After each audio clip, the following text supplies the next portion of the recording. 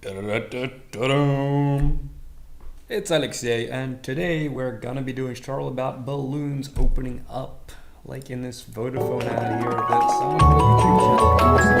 How do I do this? It's not difficult. I'm gonna go over it, and hopefully this time everything records, because last time it did not. So let's start off with a sphere. Make sure the sphere is set to standard and give it like, I don't know, 28 divisions. You're probably going to want more of them if you want it to look as smooth as the one in the video, but I'm just teaching you the technique, so it's going to be a bit edgy around the edges. So let's make it editable. Let's go into our polygon mode. Let's hold the V key, select, and loop selection. And let's select these bottom ones and these ones. And now let's go to the move tool and soft selection enabled. And let's crank this up a bit. See how far, like 150, yeah. And pull down. And we have our balloon shape now. So let's turn off the soft selection. You're gonna need a plugin called Perfect Split. Look for the link in the description. It's a free plugin. I have it set to a shortcut, ~Z, but you can set it to anything you want. So let's select these points and these points. Actually, no, first, let's go into point mode here in the front view, and let's delete half because we only need half of it. We don't need the whole thing. So let's get our, again, polygon mode and Shift C and split. No. Perfect split, and we have that as a new object.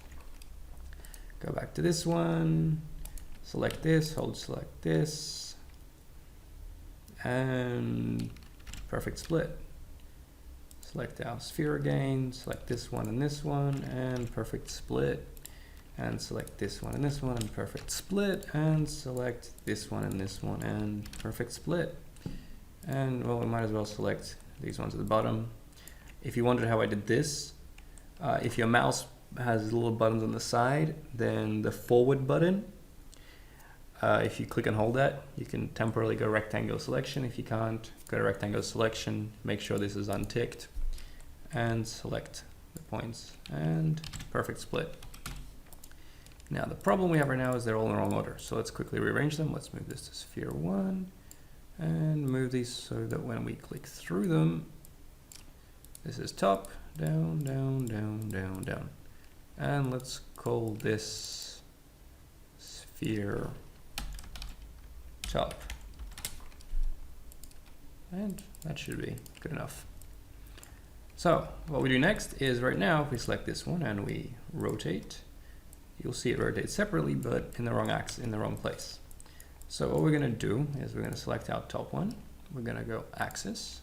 We're just going to click on this thing here, on this point there, and it'll move the axis there. So now, if we deselect it, we can see that it rotates from the right place. So let's go to the next one, and select axis, and say we want to rotate it from here. And the next one, this one we want to rotate from here. And this one we want to rotate from here, and this one we want to rotate from here. And now, if we turn off the axis tool, we can see that they all have axes in the right place. So let's select the guys we want to animate, so these guys. And let's go to coordinates, and let's keyframe this H position, and then go to frame 20, and let's just drag it up a bit, out a bit, so like 29. That's way too much. Drag it down a bit to, yeah, -8. And keyframe it. And now you can see we have this movement. Now, no, it's definitely not enough. Let's make sure you're back on the frame where you keyframed it and drag it out maybe to like -17. Now, next step, let's make a symmetry object, and let's get all of these guys and press Alt-G and put them inside a symmetry object. Now, when we scrub the timeline, we see that we have the sphere, and we pull it out, and we have the little pieces coming out. Now, the first thing you'll notice is you have these ugly lines now. See how here, where it separates, there's no lines, even though it's two pieces of geometry? That's because a symmetry object here is welding. It's using the weld points thing. And we have nothing welding points between all these objects. So let's select the symmetry and holding the Alt key over here, click and drag and select connect. And now you can see it's all smooth, and when you drag it out, it separates. So this doesn't look quite like a heart yet. So let's edit this guy. Let's select our bottom one, make sure in coordinates, and let's move them a bit back in and keyframe it. And this one, let's move them a bit in and keyframe it. And this one, we can probably move it a bit out and keyframe it. And this one we can also move a bit, oops. Make sure you click on the green line, move it out a bit, and keyframe it. And the top one, we can leave it like that. And now you'll see that we have it opening it up. Now in the animation, it animates the top ones first and then the bottom ones. So let's do that. Let's go Shift F3 for our timeline. Let's click this and drag it here so that we can see it. And we want this guy to open first and these guys to open later. So what we do is we just select these guys and we move them across, and select this guy and move them across. Select these two guys and move them across, and then just the last one and move it across. And now you have the top one opening and the bottom ones. Neat, right? And there you have it. That was it. Neat, right? Oh yeah, you might also want to animate a little piece. If you have a problem like here, if you notice there's that bit of that happening, that's because you're probably gonna, you can see which ones the problems are with. So let's see, it's probably this one. So let's also, when we come here to this plane, let's also just move them out a tiny bit and keyframe. The red one is X, you can see here, so keyframe, no, let's undo that. Keyframe it on the first frame here, you'll see, so keyframe it, and then on the last frame, let's move it a teeny bit, oops, out, and keyframe it. And now we shouldn't have that problem anymore. See, all good. Just because the points are rotating and they're intersecting, they're not meant to. So, and the last thing I forgot to do is I forgot to add a little thing at the bottom. Ah, see, now we've messed it up. Our positions here are not where they were. So let's undo all of this, because there you go. So now let's close, it works.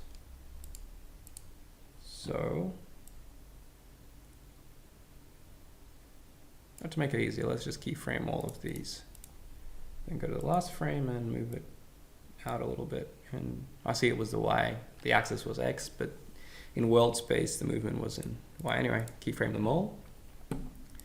And now we shouldn't have any problems. Yep, that's solid.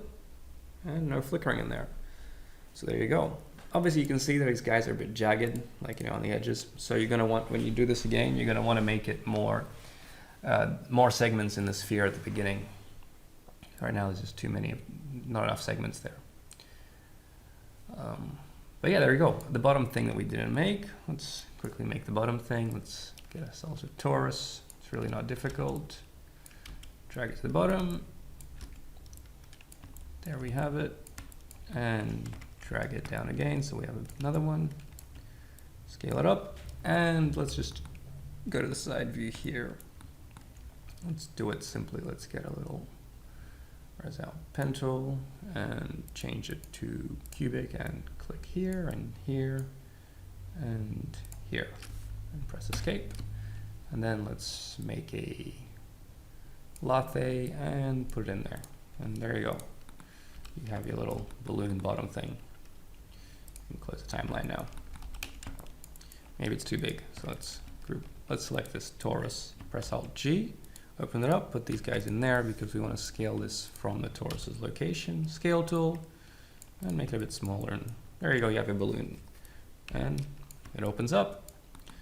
There you go, this was Alexei from Ace5 Studios. I hope you enjoyed this tutorial, and go check out my website, ace5studios.com, for more tutorials that you will probably like. Until next time.